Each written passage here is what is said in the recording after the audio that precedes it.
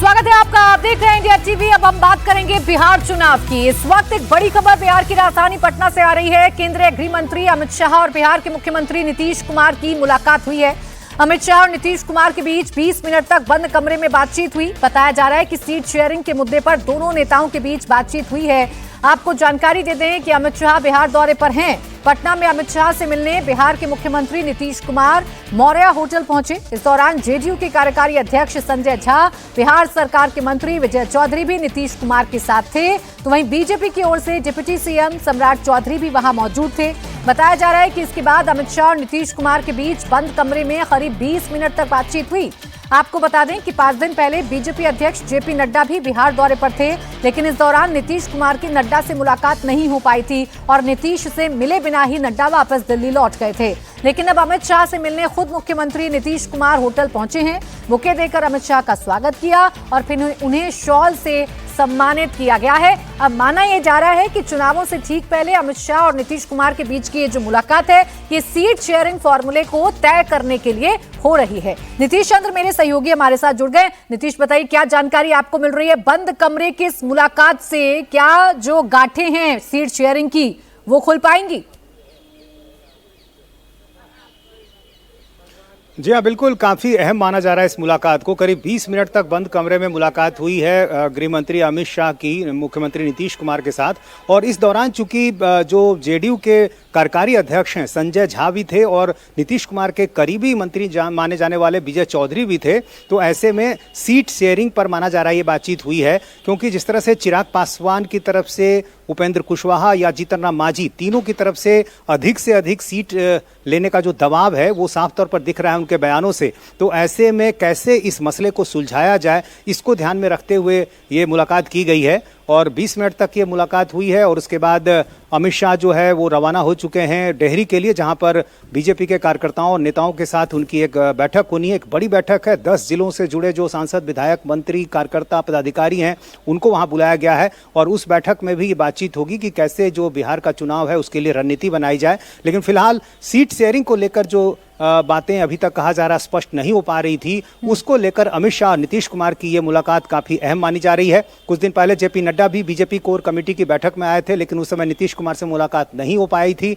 और आज जब नीतीश कुमार खुद पहुंचे पटना के होटल मौर्या में, अमित की मुलाकात हो गई नीतीश, लेकिन अभी जो घटक दलों को लेकर एनडीए चल रही है उसमें मांझी भी है, उसमें चिराग पासवान भी हैं, इनको भी सेटिस्फाई करना है, इनको भी सीटें देनी है और अलग अलग दावे नेताओं की तरफ से किए जा रहे हैं। अभी से प्रेशर पॉलिटिक्स बिल्ड की जा रही है, तो इसे कैसे सुलझाया जाएगा? जी हाँ, बिल्कुल लगातार इस तरह का जो दबाव है वो रहता है आमतौर पर चुनाव के पहले। और पिछले कुछ दिनों से आप देखें तो चिराग पासवान के बयान लगातार इस तरह से आते रहे हैं कि किस तरह से उनकी जो सीटें ज़्यादा चाहिए वो तो ये नहीं कहते, लेकिन जो बयान उनके आते हैं उससे साफ तौर पर नजर आता है कि वो क्या कहना चाहते हैं।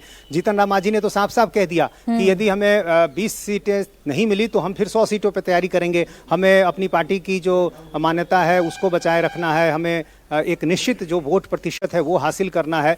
तो हर घटक दल की कोशिश जरूर है कि वो अधिक से अधिक सीट हासिल करे और जाहिर है यही कोशिश है कि इस मामले को कैसे सुलझाया जाए। और पिछली बार चूंकि मुकेश सहनी साथ थे, चिराग पासवान अलग चुनाव लड़े थे, तो इस बार जो नए साथी के तौर पर लोग जुड़े हैं चिराग पासवान, उनको एडजस्ट करना जाहिर है एक बड़ी चुनौती है एनडीए के लिए। अब देखना यह है कि आखिर इस पेच को कैसे सुलझाया जाता है।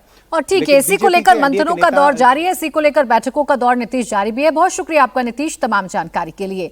तो पटना के बाद अमित शाह रोहतास के डेहरी ऑन सोन के लिए रवाना हो गए हैं। थोड़ी देर में वो डेहरी ऑन सोन में बीजेपी कार्यकर्ताओं के साथ संवाद करने वाले हैं। बिहार चुनाव से पहले अमित शाह का ये दौरा पार्टी की रणनीति तय करने और कार्यकर्ताओं में उत्साह भरने के लिहाज से बेहद महत्वपूर्ण माना जा रहा है। सासाराम मंडल और बेगूसराय मंडल में 10-10 जिलों के बीजेपी सांसद, विधायक, मंत्री और कार्यकर्ता इसमें शामिल हो रहे हैं। 2020 चुनाव में बीजेपी को यहां महागठबंधन से कड़ी चुनौती मिली थी, इसीलिए पार्टी यहां विशेष रणनीति पर काम कर रही है। अमित शाह की नजर इन क्षेत्रों के 91 सीटों पर है। शाहबाद की 22 सीटों में बीजेपी और उसके सहयोगियों को सिर्फ 5 सीटें ही मिल पाई थी, जबकि मगध रीजन में 51 सीटों में एनडीए सिर्फ 17 सीट ही जीत पाई थी। लोकसभा चुनाव में इस मंडल में एनडीए का प्रदर्शन कुछ खास नहीं रहा था, इसलिए इस बार जोन की कमान अमित शाह ने खुद अपने हाथ में संभाल ली है। यानी जो मजबूत कड़ियां हैं उन पर भी ध्यान दिया जा रहा है और जो कमजोर सबसे ज्यादा इलाके हैं वहां खासकर मेहनत की जा रही है? देखिए, वो पार्टी की नियमित बैठक होती है, उस बैठक में उनका मार्गदर्शन और पार्टी के हर दृष्टिकोण से उन्होंने हमेशा कार्यकर्ताओं को भी जोश मिलता है, हर स्तर के नेताओं को एक उत्साहवर्धन भी होता है, मार्गदर्शन भी मिलता है और उनके रणनीति का लाभ हमेशा बिहार और देश के चुनाव में मिला है। तेजस्वी यादव है लगातार यात्रा और बिहार यात्रा पर निकले हुए हैं और तेजस्वी यादव यात्रा क्या करेंगे, उनको बताना पड़ेगा कि उनका विजन क्या है। चारा घोटाला, चरवाहा विद्यालय, जॉब फॉर जमीन घोटाला, भ्रष्टाचार, अपहरण उद्योग, नक्सलवाद, गैंगवार, यही सब ना उनका विजन है। क्या फिर से बिहार को इस यात्रा से उसी तरह का संदेश ना देंगे? एक तरफ शाह मोर्चे पर हैं तो दूसरी तरफ तेजस्वी यादव बिहार अधिकार यात्रा निकाल रहे हैं। तेजस्वी यादव की अधिकार यात्रा का आज तीसरा दिन है। तेजस्वी यादव आज बेगूसराय से मधेपुरा तक यात्रा पर हैं। इससे पहले तेजस्वी यादव कल मोकामा में अधिकार यात्रा उन्होंने निकाली। मोकामा में तेजस्वी यादव ने घोड़े पर सवार होकर यात्रा निकाली और अनंत सिंह पर जमकर हमला बोला। तेजस्वी यादव ने कहा कि जब उनकी सरकार आएगी तो कोई अपराधी नहीं बच पाएगा। दरअसल मोकामा अनंत सिंह का क्षेत्र रहा है। अभी उनकी पत्नी नीलम सिंह मोकामा से विधायक हैं। अनंत सिंह लगातार मोकामा से जीतते आ रहे हैं। मोकामा के लोग अनंत सिंह को छोटे सरकार के नाम से जानते हैं। अनंत सिंह घोड़े के शौकीन हैं। वो अक्सर बग्गी या घोड़े की सवारी करते दिखते हैं। ऐसे में मोकामा में तेजस्वी यादव की घोड़े पर सवारी करना माना जा रहा है कि तेजस्वी ने सीधे अनंत सिंह को चुनौती दी है। तेजस्वी ने अनंत सिंह का नाम लिए बिना कहा कि पिछली बार मौका दिया था लेकिन उन्होंने गद्दारी की थी, अब की बार जनता उन्हें सबक सिखाएगी। पिछले बार हम लोगों ने जिनको मौका दिया उन लोगों ने गद्दारी किया। एक बार मोकामा की जनता उन लोगों को सबक सिखाने का काम करेगी।